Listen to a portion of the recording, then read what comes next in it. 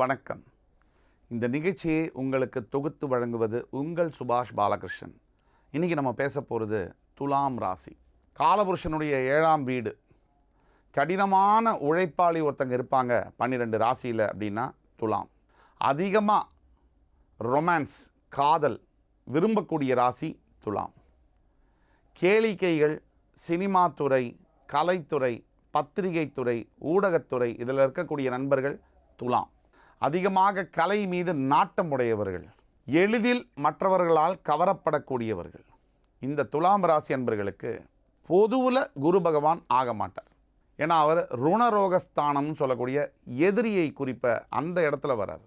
ஆனால் இப்போ இருக்கக்கூடிய குரு மாற்றம் 8ஆம் இடத்திலிருந்து 9ஆம் இடத்திற்கு வரக்கூடிய குரு வந்து ராசியை, துலாம் ராசியை, ராசியினுடைய 3, 5 இந்த வீடுகளை பார்க்கிறார். இந்த குரு பகவானுக்கு பொறுத்த வரைக்கும் அவர் இருக்கின்ற இடத்தை விட அந்த இடத்துக்கு ஒரு பெரிய அளவிலான இது இல்லை, பலம் இல்லை.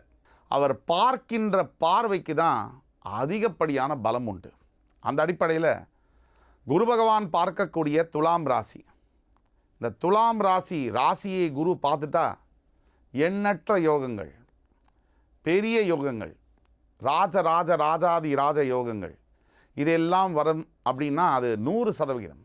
இந்த துலாம் ராசியை குரு பார்வை விழுது ராசி மேலே அப்படின்னா முதல்ல நடக்கக்கூடியது தேவையற்ற எண்ணங்கள் விலகும். இந்த குருவுடைய மாற்றம் மட்டுமில்லை, மிச்சம் இருக்கக்கூடிய முக்கிய கிரகங்கள் சனி, ராகு, கேது. இந்த கேது 12லேருந்து 11ஆம் வீட்டுக்கும், ராகு 6லிருந்து 5ஆம் வீட்டுக்கும், சனி பகவான் திருக்கணிதப்படி 5ஆம் வீட்டிலிருந்து 6ஆம் வீட்டிற்கு மாறிவிட்டார். இந்த கிரக சூழ்நிலையில் கையெடுத்தோம்னா துலாம் ராசி அன்பர்களைப் போல் யோகங்களை அனுபவிப்பவர்கள் அடுத்த 2 ஆண்டுகளுக்கு யாரும் இல்லை அப்படின்னு உறுதியாக சொல்ல முடியும். உங்களுடைய 3ஆம் வீட்டை பார்க்கக்கூடிய குரு பகவான் நீங்கள் கொஞ்சம் முயற்சி செய்தால் போதும், நீங்கள் நினைத்து பார்க்க முடியாத வெற்றிகளை குவிப்பார். எளிய அளவில் ரொம்ப கடுமையாக உழைக்கக்கூடியவன் நீங்கள் இயற்கையிலேயே, அதெல்லாம் ஒரு பக்கம் இருக்கட்டும். இந்த ரொம்ப கம்மியாக உழைச்சா கூட பலன்கள் அதிகமாக இருக்கக்கூடிய காலகட்டங்கள். இந்த துலாம் ராசி அன்பர்களுக்கு கிட்டத்தட்ட ஜூன் முதல் வாரத்திலேருந்து மே 14ஆம் தேதி குரு மாறினாலும் ஜூன் முதல் வாரத்துக்கு பிறகு இடமாற்றங்கள் நடக்கக்கூடிய வாய்ப்புகள் உண்டு, வேலை மாற்றங்கள் நடக்கக்கூடிய வாய்ப்புகள் உண்டு. முன்பு இருந்ததை விட அதிக சம்பளத்தில், அதிக பதவி உயர்வில் மாற்றங்கள் வரும். முக்கியமாக ஜூன் 2ஆம் தேதிக்கு பிறகு நீங்கள் சந்திக்கப் போகின்ற ஒரு நபர் உங்களுடைய வாழ்க்கை துணையாக வரக்கூடிய யோகங்கள் உண்டு.